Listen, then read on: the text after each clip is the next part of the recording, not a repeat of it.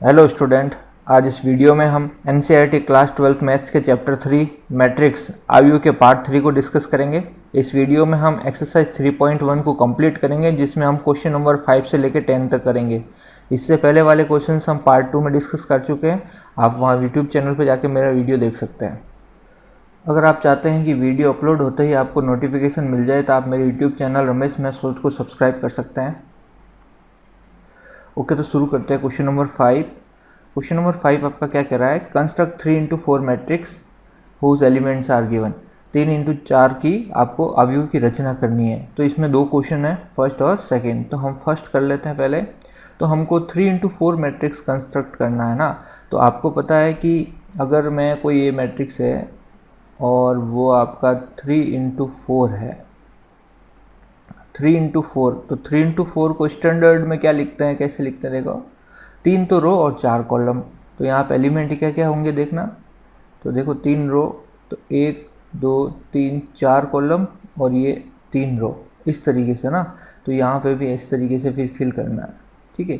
तो यहाँ पे ये आपका होगा 3x4 का मैट्रिक्स, ठीक है। तो यहाँ पे अब इनके एलिमेंट्स को अगर भरना था, आपको पता है कि ये पहली रो में पहला कॉलम, पहली रो में दूसरा कॉलम, इस तरीके से भरते हैं। हमने लास्ट वीडियो लेक्चर में देखा है ये सब। तो यहाँ पे 2 1 हो जाएगा। देखो दूसरी रो में चल रहा है और कॉलम बढ़ते जा रहे हैं, तो उसको आगे बढ़ाना एक एक करके। फिर यहाँ से 3 से शुरू होगा क्योंकि तीसरी रो में चले गए हम। फिर 3 2, फिर 3 3, फिर 3 4, इस तरीके से चलेगा।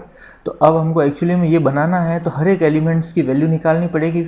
हम क्वेश्चन नंबर 1 की बात करें 5 में, तो देखो कैसे कि हमको पता है कि ए आई जे जो हमको दे रखा है क्वेश्चन में, वो दे रखा है देखो 1/2 मॉड, इसको क्या बोलते हैं? मॉड, मापांक, ठीक है। तो ये आपका -3i + j मॉड। तो इसकी काम क्या होता है मॉड का? ये अंदर वाली वैल्यूज़ को अगर नेगेटिव है तो पॉजिटिव कर लेता है। तो इसका मतलब अब मैं बात करूँ a11 की, तो लास्ट क्वेश्चन जो किया था उसकी तरह ही i भी 1 और j भी 1 रखना है, सिंपल। तो ये आपका 1/2, देखो 1 मल्टीप्लाई आई की जगह 1 रखेंगे तो -3 ही रहेगा, j की जगह 1 रखेंगे। तो अब ये कुल मिला के हो गया आपका, देखो अंदर ही अंदर हो गया आपका -2, और -2 के बाहर मॉड लगाए तो +2 हो जाएगा ये। तो +2 हो जाएगा सिंपल, और आंसर 1 आ जाएगा इसका, a11 की वैल्यू।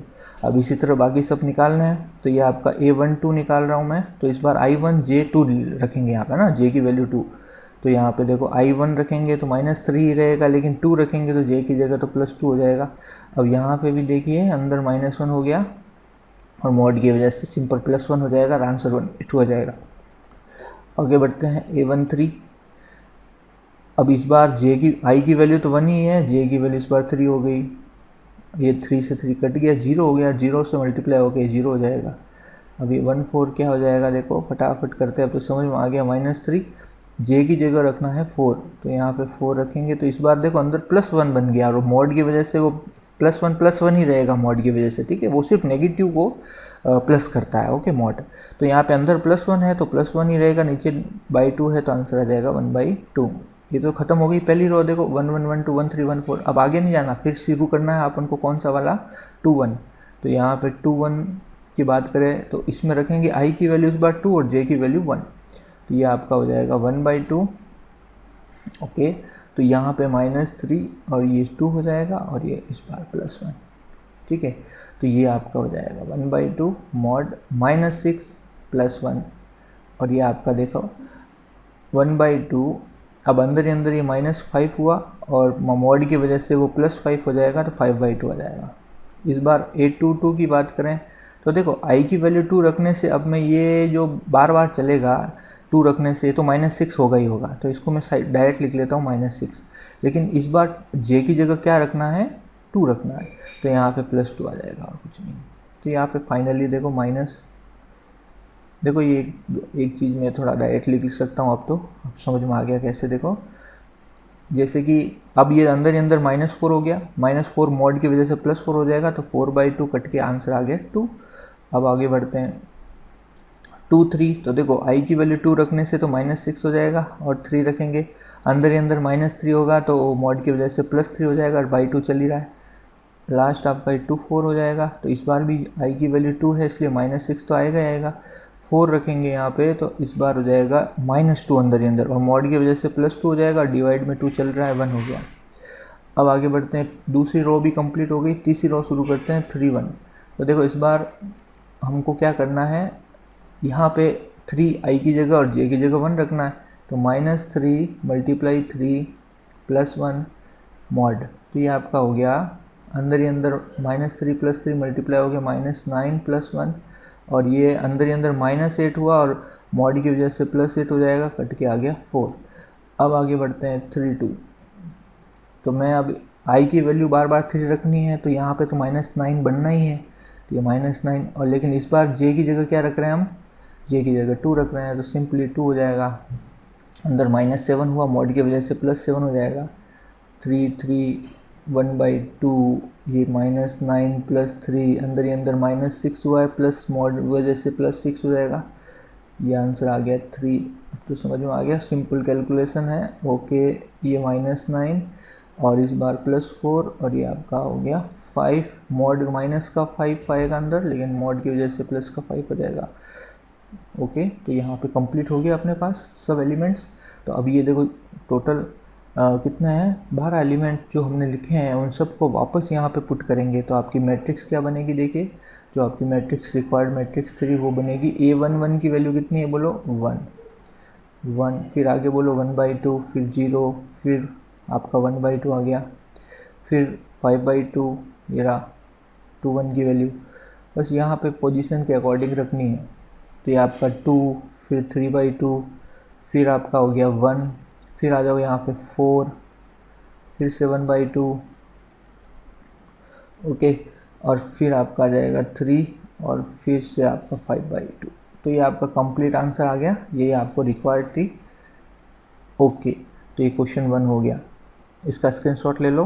अब मैं क्वेश्चन नंबर इसी का सेकंड की बात कर रहा हूँ। तो देखो क्वेश्चन नंबर सेकंड में भी यही काम करना है जो अभी मैंने किया है, पूरा वैल्यू रखते हैं ना, यह भी आपका 3 × 4 का बनेगा, तो ये आप करना। ओके, क्वेश्चन नंबर 6 की बात करते हैं। क्वेश्चन नंबर 6 आपका है एक्स वाई जेड की वैल्यू बतानी है, और कुछ नहीं करना है। तो इसमें 3 पार्ट है, तो पहले पार्ट को डिस्कस करते हैं। हमको एक्स वाई जेड की वैल्यू निकालनी है। तो देखो जब कोई दो मैट्रिक्स के बीच में अगर इक्वल लगा है तो उनके रेस्पेक्टिव एलिमेंट्स क्या होते हैं, इक्वल होते हैं आपस में, ठीक है। तो यहाँ पे इनको आपस में इक्वल कर दो। देखो यहाँ पे पहले 4 को y के इक्वल करेंगे तो y की वैल्यू आ गई 4, जब 3 को z के इक्वल करेंगे तो z की वैल्यू आ गई 3, और x को 1 के इक्वल करेंगे तो x की वैल्यू आ गई 1। तो ये आपके पहले का आंसर सिंपल ये हो गया।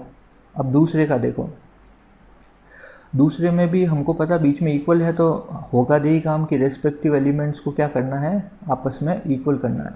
देखो अब इस 2 को 2 के इक्वल करने से कोई फ़ायदा है नहीं, इसलिए नहीं कर रहा हूँ, बाकी होगा तो सब इक्वल आपस में, ठीक है ना। तो ये आपका x + y की वैल्यू तो आपकी हो गई 6, और इससे तो ना, और इधर देखो आप x y की इक्वल टू किसके हो गया, 8 के, और फाइनली 5 + z किसके इक्वल हो गया, आपका 5 के इक्वल हो गया। तो यहाँ से तो z आराम से निकल जाएगा, ये 5 उधर जाएगा तो 5 में से 5 0 हो जाएगा, तो z की वैल्यू तो आपकी 0 आ गई सेकंड में।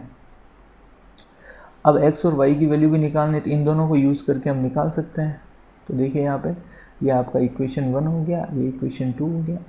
तो यहाँ पे हम इक्वेशन 2 से, ठीक है, फ्रॉम इक्वेशन 2 क्या है, एक्स वाई इक्वल टू आपका है, एक्स वाई इक्वल टू आपका 8 दे रखा है। तो सब्स्टिट्यूशन मेथड लगा देते हैं। तो यहाँ से हम एक काम करते हैं, y की वैल्यू निकाल लेते हैं 8/x। अब ये पुट करेंगे हम वापस इक्वेशन 1 में। तो पुट इन इक्वेशन 1 समीकरण 1 में रखने पर, तो ये आपका क्या बनेगा, समीकरण 1 क्या है, x + y = 6। तो y की जगह 8/x रखना है, तो यहाँ पे 8/x = 6। यहाँ से आप एलसीएम ले लो, ये आपका x² + 8 और एलसीएम आएगा x। भाई एलसीएम लेना आता है, x एलसीएम आएगा, ये सब होगा। अभी x को उधर भेजो आप, ये x² + 8 x 6 से मल्टीप्लाई होकर 6x हो गया। अब इसको इधर लाओ तो ये आपका बन गया x² - 6x + 8 = 0। ये एक क्वाड्रेटिक इक्वेशन बन गई, द्विघातीय समीकरण। इसको सॉल्व करने के आपके अपने तरीके हैं। तो आप यहाँ से सीधा 4a लगा सकते हो, चाहे आप इसको फैक्टर से भी कर सकते हो। तो मैं फैक्टर से करता हूँ, देखो कैसे। तो आपकी इक्वेशन क्या है, x square minus 6x plus 8 equal to 0। Multiply करने पे तो 8 आना चाहिए और प्लस करने पे 6 आना चाहिए, तो वो हो गया 4 और 2। और 4 और 2 में भी माइनस का 6 कब आएगा, जब दोनों माइनस के होंगे, ठीक है। तो यहाँ पे हो जाएगा आपका एक्स स्क्वायर माइनस का 4x माइनस का 2x प्लस 8 इक्वल टू क्या हो गया 0। अब आपको पता है पेयर बनाएंगे, यहाँ से कॉमन आएगा x माइनस 4 और यहाँ से कॉमन आएगा -2, तो ये x माइनस 4 इक्वल टू क्या चल गया 0। ये आपका x माइनस 4 और ये x माइनस 2 इक्वल टू क्या हो गया 0। तो यहाँ पे इसको अलग अलग इक्वल टू 0 के करेंगे, तो x माइनस 4 को इक्वल टू 0 किया था x की वैल्यू 4 और x माइनस 2 को इक्वल टू 0 किया था x की वैल्यू क्या आ गई 2। अब x की वैल्यू 2 आई है तो y की वैल्यू भी 2 आएगी। कैसे, आप इसको इक्वेशन 1 में पुट कर सकते हो। कैसे कि हमको पता है कि x और y का जो सम है वो तो आपका 6 है, तो y की वैल्यू यहाँ से आ जाएगी, ये x उधर जाएगा तो माइनस x होगा, तो माइनस x की वैल्यू 4 है, तो y की वैल्यू आपकी हो जाएगी 2। तो यहाँ से मैं क्या कह रहा हूँ कि जब x की वैल्यू 4 होती है तो y की वैल्यू 2 होती है। जब x की वैल्यू 2 होगी तो आप वापस यहाँ पे पुट करो, y हो जाएगा 6 माइनस x की वैल्यू कितनी है 2, तो y की वैल्यू 4। तो कहने का मतलब ये है कि देखो यहाँ पे मैं कहना क्या चाहता हूँ कि जब x की वैल्यू 4 होगी तो y की वैल्यू 2 होगी और z तो J0 शुरू से ही चला आ रहा है आपका, देखो 0 z, तो दोनों में ये कॉमन होगा। और जब x की वैल्यू 2 है तो y की वैल्यू हमने क्या निकाली 4 और z तो आपका 0 चल ही रहा है, तो ये x y z की मान 2 निकल के आए, ये और ये, तो ये दोनों ही आंसर है। ओके, तो ये आपने क्वेश्चन नंबर 2 किया है 6 का। फर्स्ट का तो सिंपल था, अब थर्ड करते हैं। तो मैं इसको स्क्रीनशॉट ले लो, मैं इसको हटा रहा हूँ। तो क्वेश्चन नंबर 3 की बात करते हैं। तो क्वेश्चन नंबर 3 में देखो क्या है, सिंपल है ये तो, कि आपको यहाँ पे ये देखो ये आपका 3 इंटू 1 और ये भी 3 इंटू 1, देखो ऑर्डर सेम होने चाहिए है, तो यहाँ पे रेस्पेक्टिव एलिमेंट्स इक्वल होंगे क्योंकि बीच में इक्वल साइन लगा है। तो यहाँ पे इक्वेशन क्या क्या बनी, x plus y plus z एक 9 के बराबर हो गया और x प्लस जेड जो है वो 5 के और y प्लस जेड जो है वो 7 के बराबर हो गया। आप एक काम कर सकते हो क्या कि 3 का इक्वेशन 3 से जो y प्लस जेड है वो 1 में रख दो y प्लस जेड की जगह ना। तो यहाँ पे लिखेंगे put y plus z equal to 7 in equation 1। तो यहाँ पे x plus y plus z is equal to 9, तो हमको पता है y प्लस जेड की वैल्यू 7 है 3 से, तो यहाँ से x की वैल्यू आ गई, बोलो क्या 2 आ गई। तो x की वैल्यू हमने निकाल दी, अब y z और निकालना है। तो अब देखो put x equal to 2 in equation 2, समीकरण 2 में x की वैल्यू x इक्वल टू 2 रखने पर, तो देखो समीकरण 2 क्या है, x plus z is equal to 5, तो z हो जाएगा 5 माइनस x और x की वैल्यू अभी निकाली हमने 2, तो ये आपका z की वैल्यू कितनी आ गई 3। अब आप 3 में रख दो क्या z की वैल्यू, हमको देखो क्या निकालना y निकालना ना, तो put z is equal to 3 in equation, बोलो किसमें 3 में पुट कर रहे हैं। तो 3 इक्वेशन क्या है, y plus z is equal to 7, हमको अब y निकालना है, तो 7 माइनस जेड, तो 7 माइनस जेड की वैल्यू हमने अभी निकाली 3, तो ये आपका y की वैल्यू क्या आ गई 4। तो x की वैल्यू आई थी अपने पास 2, y की वैल्यू आई है अपने पास 4 और z की वैल्यू आई थी 3, ये आपका क्या हो गया आंसर। तो बिल्कुल ही आसान क्वेश्चन होते हैं ये। ओके, तो नेक्स्ट क्वेश्चन पे चलते हैं अब हम।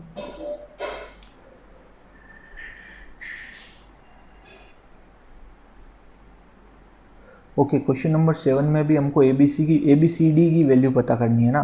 तो यहाँ पे भी वही काम करेंगे, रेस्पेक्टिव एलिमेंट्स को क्या कर लेंगे इक्वल, और आपका काम हो जाएगा। देखिए कैसे करेंगे यहाँ पे फिर। तो देखो पहला को पहले के बराबर करते, तो a माइनस बी तो इक्वल टू हो गया -1।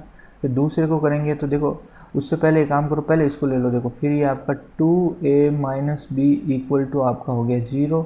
इसी तरह 2a plus C equal to हो गया आपका 5 और 3c प्लस डी की वैल्यू इक्वल टू हो गई आपकी 13 के। ओके, ये आपका इक्वेशन बना दिया हमने 4। तो अब हमको ABCD निकालना है, तो अब एक काम करो कि इसको आप इक्वेशन 1 कह दो, इसको इक्वेशन 2 कह दो, इसको 3 और इसको क्या कह दो 4।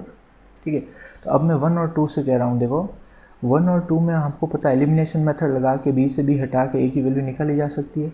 तो मैं एक काम कर सकता हूँ क्या कि 2 - 1 कर रहा हूँ, क्या कर रहा हूँ, इक्वेशन 2 में से इक्वेशन 1 को सब्ट्रैक्ट कर रहा हूँ। तो यहाँ पे क्या बनेगा देखो, तो 2 - 1 करने का मतलब आप चाहे 1 - 2 कर सकते हो, आपकी इच्छा है। तो देखो मैं कर रहा हूँ, तो 2 - 1 करेंगे तो 2a - b, left left minus होंगे और राइट राइट माइनस होंगे, तो ये -a - b equal to 0 minus of -1। आप ऐसे भी कर सकते हो, तो ये आपका हो जाएगा 2a - b minus a minus minus plus b is equal to minus minus plus 1। ये कट गया, तो ये आपका आंसर a की वैल्यू कितनी आ गई बोलो, 1 के बराबर। ठीक है, a की वैल्यू 1 के बराबर आ गई। अब आप वापस a की वैल्यू इक्वेशन 1 में पुट करो, तो put a is equal to 1 in equation 1। Equation 1 में जब पुट करोगे तो इक्वेशन 1 क्या है, a minus b is equal to -1, तो 1 minus b is equal to -1, तो b की वैल्यू हो जाएगी, देखो ये b उधर जाएगा तो प्लस का हो जाएगा, और ये -1 इधर आएगा तो +1 हो जाएगा। तो ये b उधर गया माइनस का तो प्लस b हो गया, आज ये इधर आया तो +1 हो गया, ये जुड़ के b की वैल्यू कितनी आ गई 2। तो आपने a और b तो निकाल दिया। अब बात करते हैं सी डी की।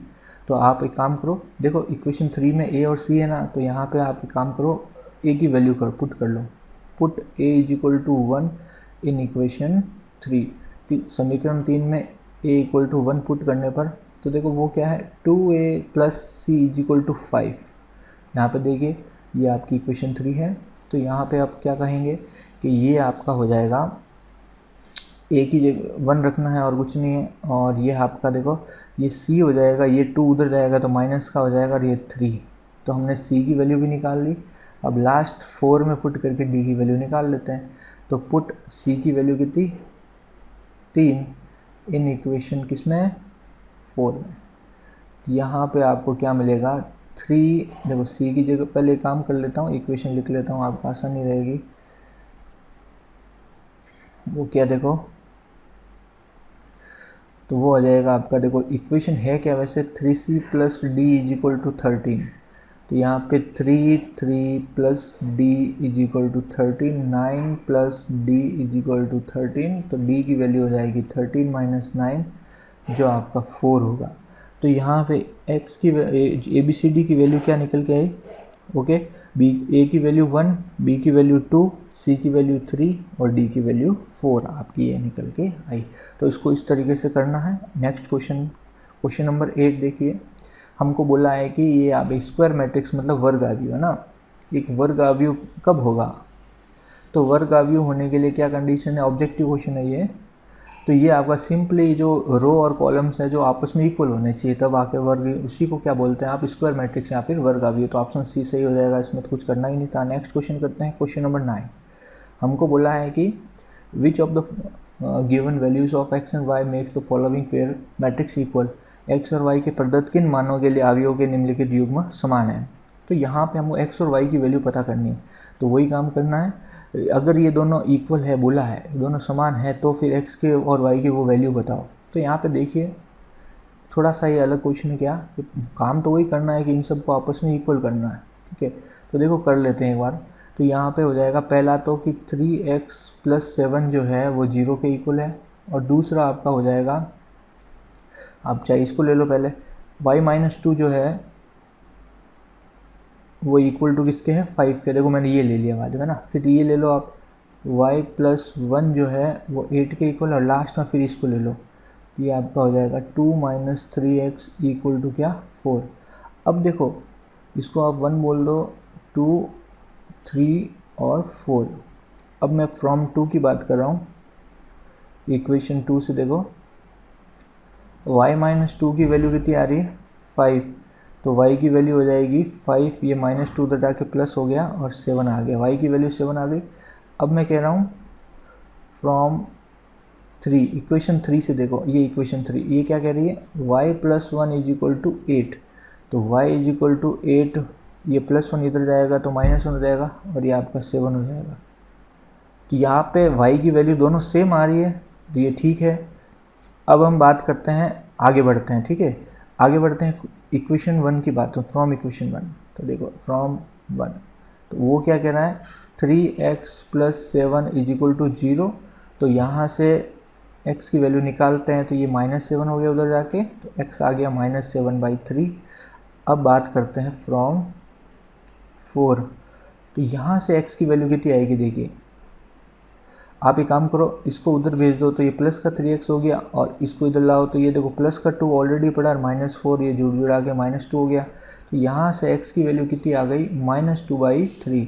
तो आप देखो एक ही इक्वल मैट्रिक्स में x की अलग अलग वैल्यूज़ पॉसिबल नहीं है। अरे भाई जब आपस में इक्वल है तो x की वैल्यू भी इक्वल होनी चाहिए, यहाँ पे अलग अलग आ गई। यहाँ से तो ऐसे चेक कर लो, यहाँ फिर x की वैल्यू वापस यहाँ पुट करो, तो आपका ये सेटिस्फाई करना चाहिए, है ना।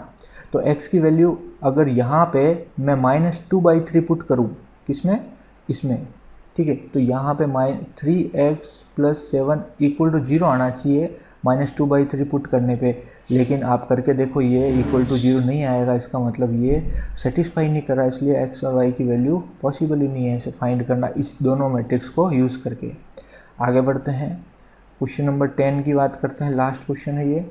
हमको बोला है कि 3 इंटू, देखो number of all possible matrices of order 3 × 3 with each entry 0 और 1 इज, 3 और 3 कोटि के ऐसे अवयवों की कुल कितनी संख्या होगी जिनकी प्रत्येक विशिष्ट 0 और 1 हो। देखो कुछ नहीं है, यहाँ पे कोई एक मैट्रिक्स है A और उसका ऑर्डर दे रखा आपको 3 × 3। आप यहाँ पे क्या क्या पुट कर सकते हैं, यहाँ तो 0 या 1, है ना। इस तरीके से आप अलग अलग तरह की 3 × 3 ऑर्डर की कितनी मैट्रिक्स बना सकते हैं, ये आपका क्वेश्चन है। तो ये आप यहाँ पे हम परम्यूटेशन यूज़ करेंगे। परम्यूटेशन थोड़ा काम आएगा यहाँ पे, जिसको हिंदी में क्रमचय बोलते हैं। तो देखो ये क्या कैसे काम करता है, अगर तो यहाँ पे ऐसे काम करेगा कि यहाँ पे 3 × 3 ऑर्डर की मैट्रिक्स है ना, तो 3 × 3 ऑर्डर की मैट्रिक्स है, तो टोटल एलिमेंट कितने होंगे, यहाँ पे 9 एलिमेंट होंगे। मल्टीप्लाई करके देख लो वो कैसे होंगे, यहाँ पे 3, यहाँ पे 3 और यहाँ पे क्या होंगे, 3। तो हर एक एलिमेंट को भरने के लिए अपने पास 2 ऑप्शन है, यहाँ तो 0 या फिर 1, ठीक है।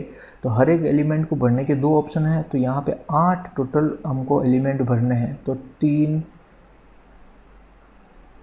6 और 7, 8 एलिमेंट भरना। हर एक एलिमेंट को भरने के अपने पास ऑप्शन कितने हैं, 2। तो देखो ये क्रमचय में आपने डिटेल से पढ़ा होगा या पढ़ेंगे परम्यूटेशन में कि आपको यहाँ पे अगर हर एक ऑप्शन को भरने के, हर एक एलिमेंट को भरने के 2 ऑप्शन है और टोटल एलिमेंट कितने भरने, 8। तो यहाँ पे इनको भरने के टोटल तरीके कितने होंगे, सिंपल इनको मल्टीप्लाई करेंगे ऐसे, ठीक है ना। तो यहाँ पे सिंपल मल्टीप्लाई करेंगे तो यहाँ पे देखो कितना हो जाएगा, 2 की पावर 8 जो आपका 512 होता है, ये आपका क्या हो गया आंसर। नेक्स्ट स्लाइड में हम नेक्स्ट टॉपिक को पढ़ेंगे। Thank you.